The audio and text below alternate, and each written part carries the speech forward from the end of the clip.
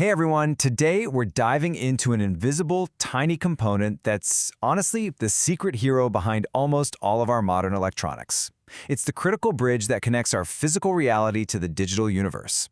So let's pull back the curtain and see how it all works.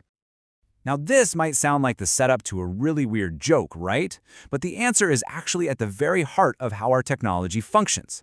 See, both your voice and a satellite signal rely on a very special kind of translator to be understood by our devices. Let's figure out what that is. So here's the fundamental problem we have to solve. The world that we live in, sound, light, temperature, all of it, is analog. It's this smooth, continuous wave of information. But our computers, they speak a totally different language. It's a digital one, made up of these separate, choppy steps of ones and zeros. They just can't understand the analog world directly. So, how in the world do we bridge that gap? Well, we need a translator. We need a device that can listen to that flowing, continuous language of the analog world and convert it perfectly into the step-by-step language that computers get. And that amazing little device is the analog to digital converter, or ADC for short. Its job, in concept, is actually beautifully simple. It just takes an analog signal, which is usually a voltage that's changing over time. It takes a snapshot of it and turns that snapshot into a digital number. That's it. It's the gatekeeper that lets the physical world talk to a microprocessor. Without ADCs, your smart thermostat would have no idea what the temperature is, and your phone couldn't turn your voice into data. But this is where it gets really interesting. Just like with human translators, not all ADCs are created equal. Nope. There are different types, and they're designed for very, very different jobs. Choosing the right one is an absolutely critical decision for an engineer, and it all depends on what you're trying to measure. First up, let's meet the Flash ADC. I love calling this one the Sprinter because its whole identity is built around one thing and one thing only, just breathtaking raw speed. So how is it so ridiculously fast? Well, it basically uses brute force. Imagine an entire army of tiny sensors, called comparators, each one set to a slightly different voltage level. When the analog signal comes in, they all check it at the exact same time. It's this massive parallel operation that lets it spit out a digital number almost instantly. Everything happens at once, which is why it's the fastest method we have. But, and this is a huge but, that speed comes at a serious price. To get just 8 bits of detail, which really isn't all that much, you need 255 of those little sensors. That's a ton of components, which takes up a ton of space on the chip, and maybe worst of all, it's a power hog. It just eats up energy. Okay, now let's meet the complete opposite of the Sprinter. This is the dual-slope ADC, or as I like to call it, the Precisionist. If the Flash ADC was all about speed, this one is all about slow, methodical accuracy. It takes its sweet time to get the most precise answer it possibly can. Its method is this really clever two-step process. First, it measures the unknown signal by timing how long it takes to fill up a sort of electronic bucket.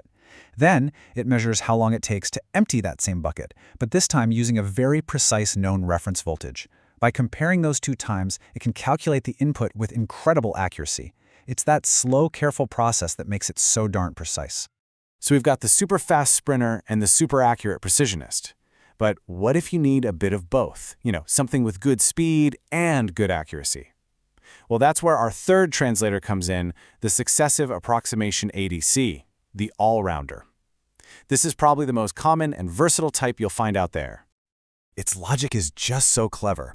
It basically plays a game of 20 questions with the signal. It starts with a big question. Is the signal in the top half of the total possible range? If yes, it keeps that bit. If no, it throws it away. Then it moves to the next bit and asks again, is it in the top half of the remaining range?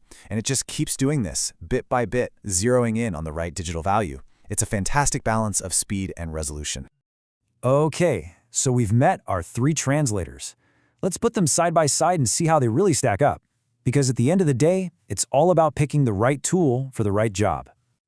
Okay, check this out. For top speed, it's not even a contest. The Sprinter is an absolute monster at 10 gigahertz. That's why it's perfect for things like high-end oscilloscopes or satellite communications. But for the highest level of detail, we call that resolution, the Precisionist is king at over 20 bits. But it's painfully slow, which makes it perfect for something like a digital voltmeter, where the reading doesn't change fast. And smack in the middle, our all-rounder. Good speed, good resolution. It's the workhorse for all kinds of general data gathering in countless devices. So theory is great and all, but this choice has real-world consequences. Let's see how this all plays out in a device you almost certainly have in your own home. Let's think about a smart thermostat. Its main job is pretty simple. Read the temperature in the room, which is an analog value, and then use that information to make a digital decision about controlling the heater. The little computer inside the thermostat just has a simple set of rules to follow. Depending on the exact temperature it reads, it needs to set the heater to one of these 4 levels. To do that, it needs a digital number from its ADC, its translator, to make the right call. All right, now it's your turn. Put on your engineering hat. Thinking about the trade-off, speed versus accuracy, which of our 3 ADCs would you pick for the thermostat job? The lightning-fast sprinter, the balanced all-arounder, or the super-accurate precisionist? And the answer is the precisionist, the dual-slope ADC. Now, why is that? Well, think about it. The temperature in a room changes very, very slowly. We don't need a billion samples a second. That would be total overkill. What we do need is a very accurate reading, so we can make sure the heater is controlled efficiently. In this case, speed is basically irrelevant, but accuracy is everything. So you can see how this whole system works in a continuous loop. First, the sensor gives a constant analog voltage that represents the temperature. Then, our chosen precisionist ADC carefully translates that voltage into a super precise digital number. The computer grabs that number, checks it against its list of rules, and finally sends a digital command to the heater. The ADC is the absolute essential bridge in that entire loop. And that really just sums it all up, doesn't it? From the microphone in your phone, to the sensors in a car's engine, to the medical instruments in a hospital, analog to digital converters are absolutely everywhere. They are the invisible, unsung heroes in nearly every single piece of tech we use, silently translating our reality into the language of machines. So, I'll leave you with this thought. As you go about your day, just look at the technology that's all around you. Your phone, your car, your microwave, your TV. How many of these silent, essential translators are working at this very second, just to connect your world to the digital one? It's pretty amazing when you think about it. Thanks for tuning in.